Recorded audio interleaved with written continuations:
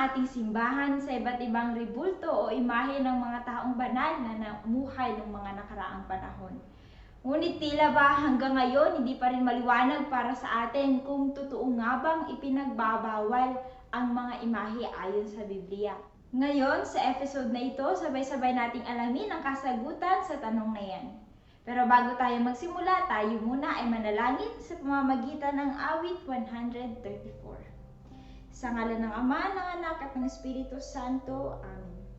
Lumapit kay Yahweh at kayo'y magpuri, mga naglilingkod sa templo kung gabi. Sa loob ng templo siya'y dalanginan, taas kamay na si Yahweh ay papurihan. Pagpalain nawa kayo ni Yahweh, Diyos na lumikha ng langit at ng lupa. Magmula sa Zion ang iyong pagpapala.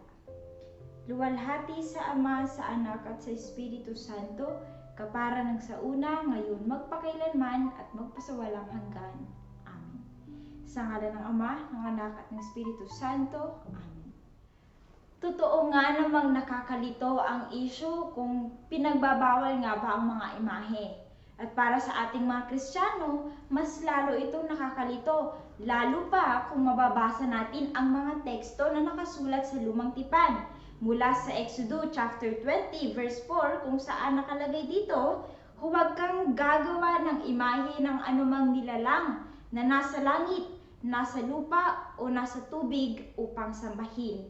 At ang mga kaparehong konteksto o konsepto ay makikita din natin sa aklat ng Deuteronomy chapter 4 verse 6 at ganun din sa aklat ng Leviticus chapter 26 verse 1. Ang tatlong Bible text na ito, mga kapatid, ang kadalasan nagdudulot sa atin ng kalituhan. Ngunit kung titingnan natin ang pinagmulan ng mga bagay na ito, sigurado akong mas makatutulong ito sa ating pananampalataya.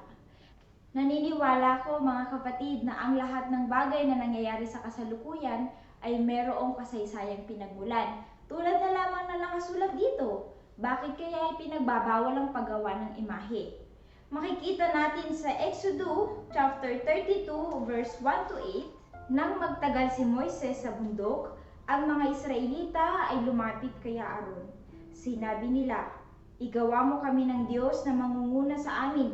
Hindi namin alam kung ano na ang nangyari sa Moises na iyan nang naglabas sa amin sa Ehipto. Kung gayon, tipunin ninyo ang mga hikaw na ginto ng inyong asawa at mga anak at dalhin sa akin," sagot ni Aaron. Ganon niya ang kanilang ginawa. Kinuha ni Aaron ang mga hikaw at tinunaw. Ibinuhos niya sa isang hulmahan at ginawang hugis ng goya. Pagkayari, sinabi nila, "Israel, narito ang Diyos mong naglabas sa iyo sa Ehipto." Nang ito'y makita ni Aaron, gumawa siya ng altar sa harap nito at sinabi sa mga tao, "Ipagpipesta natin bukas si Yahweh." Kinabukasan, maaga silang bumangon at naghandog ng mga hayop at sinunog sa altar. Nagpatay pa sila ng hayop na kanilang pinagsalu-saluhan. Sila'y nagpakabusog, nag-inuman at mahalay na nagkasayahan. Sinabi ni Yahweh kay Moises, "Balikan mo ngayon din ang mga Israelitang inilabas mo sa Ehipto, sapagkat itinakwil na nila ako. Tinalikdan nila agad ang mga utos ko. Gumawa sila ng goyang ginto. Iyon ang sinasamba nila. Iyon ang sinasamba nila ngayon at hinahandugan. Ang sabi nila ay iyon ang Diyos na naglabas sa kanila sa Ehipto." Ang salita ng Diyos.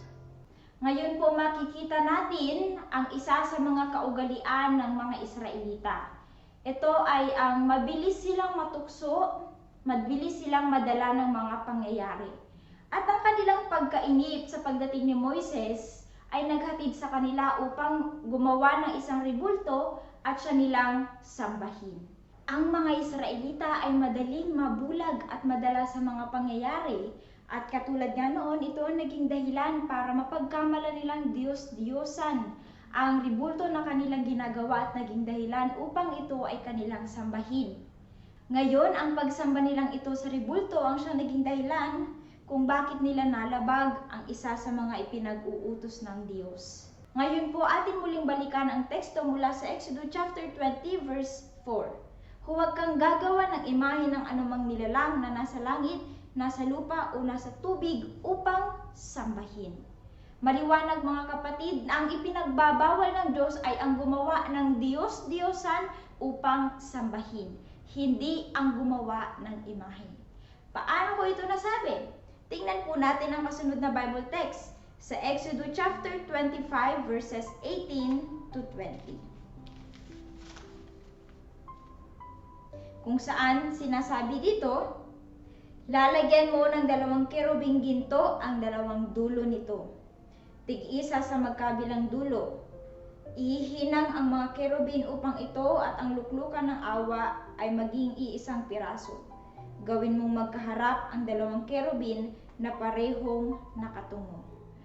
Atin din pong tingnan ang teksto mula sa Aklat ng Mga Bilang, Kabanata 21, Talata 8. At ganito ang sagot sa kanya ni Yahweh.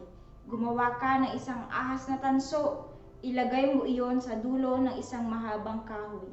Sino mang matuklaw ng ahas at tumingin doon ay hindi mamamatay. Ang 2 teksto na aking binasa mga kapatid ay tungkol sa utos mismo ni Yahweh kay Moises na gumawa ng mga imahe. Una ay ang imahe ng 2 kerubin na magkaharap. At ang ikalawa ay ang imahe ng tansong ahas. Ang mga bagay na ito na ipinapagawa ng Diyos ay makatutulong para sa mga Israelita. Ngunit dumating ang panahon na inakala ng mga Israelita na ang tansong ahas na ginawa ni Moises ay ang Diyos na siyang nagbibigay sa kanila ng kagalingan mula sa kamandag ng ahas. At dahil doon, ito ay ipinasira din ni Yahweh. Ngayon po maliwanag mga kapatid na hindi ang paggawa ng imahe ang ipinagbabawal ng Diyos, kundi ang pagsamba sa mga ito. Ganito din ang parehong aral na itinuturo ng ating simbahan. Ngunit, bakit nga ba tayo merong mga imahe? Bakit marami tayong mga imahe? Magandang katanungan ito mga kapatid. Ang pinakaunang dahilan ay sapagkat ito ay nagsisilbing paalala para sa ating lahat. Marahil wala sa atin ngayong nabubuhay dito sa mundo na ito ang hindi man lang nagtago ng litrato ng kanyang mahal sa buhay. Halimbawa, ang kanyang anak, ang kanyang tatay, o kaya ang kanyang nanay, o maging ang kanyang kaibigan. Marahil lahat tayo, no? At kahit alam natin na hindi siya mismo yung tao na yon, itinatago natin sapagkat alam natin na yung litrato na ito ang nagre-represent doon sa taong ating minamahal. Ngayon po, ang mga imahe ng ating mga simbahan ay naglalayon na maipaalala din sa atin ang mga magagandang asal na ipinakita at isinabuhay ng mga banal na tao, katulad ni Saint John Bosco. Isipin na lang natin, kung wala kaya tayong nakikitang imahe ni Jesus na nakapako sa krus, ma-appreciate ba natin na isinakripisyo niya ang kanyang buhay para sa ating lahat? Malamang hindi. Imagine, ngayon pa nga lang talamak ang imahe ni Jesus na duguan at nakapako sa krus. Wala tayong hindi gumawa ng kasalanan. Paano pa kaya kung wala ang mga imaheng nagpapaalala para sa atin ng presensya ng Diyos? Pangalawang layunin mga kapatid ay upang magsilbing inspirasyon para sa ating lahat. Madalas po tayo makakita ng mga tarpulin ng iba't ibang tanyag at successful na tao. Halimbawa, ang isang nakagraduate sa college ng cum laude, o kaya nakapasa sa board exam, o kaya naman umaman dahil sa negosyo. Bakit kailangan nating ilagay ang kanilang mga picture sa mga lugar na madalas makita ng mga tao?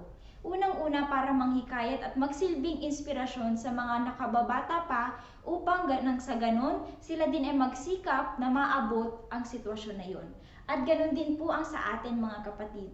Inilalagay natin ang mga rebulto ng mga santo at santa upang katulad nila ay magkaroon din tayo ng motibasyon na kung kaya nilang magpakabanal, siguradong kakayanin din natin. Kaya nga mga kapatid, ang mga imahe ng ating simbahan ay inilagay upang mas mapalapit tayo sa Diyos, hindi upang tayo ay malito. Kaya naman, kung isa ka sa nagtatanong kung ipinagbabawal nga ba ang mga imahe, sana nakatulong sa iyo ang video na to. Tandaan, ang mga imahe ay hindi natin sinasamba. Sila ay nagsisilbing paalala at inspirasyon para tayo ay magkaroon ng lakas ng loob na tahakin ang daan tungo sa kabanalan. Maraming salamat po sa inyong panunood at sana abangan nyo pa ang mga kasunod nating episode para patuloy nating makilala ang Diyos sa pamamagitan ng kanyang mga salita. Bilang pagtatapos, tayo muli ay mananalangin sa ngalan ng Ama, ng Anak at ng Espiritu Santo. Amen. Aba, Ginoong Maria, napupuno ka ng grasya, ang Panginoong Diyos ay sumasa iyo. Bukod kang pinagpala sa babaeng lahat at pinagpala naman ang iyong anak na si Jesus. Santa Maria, Ina ng Diyos, ipanalangin mo kaming makasalanan, ngayon at kung kami mamamatay. Amen. Sa ngalan ng Ama, ng Anak at ng Espiritu Santo. Amen. Magandang araw muli sa inyo, mga kapatid.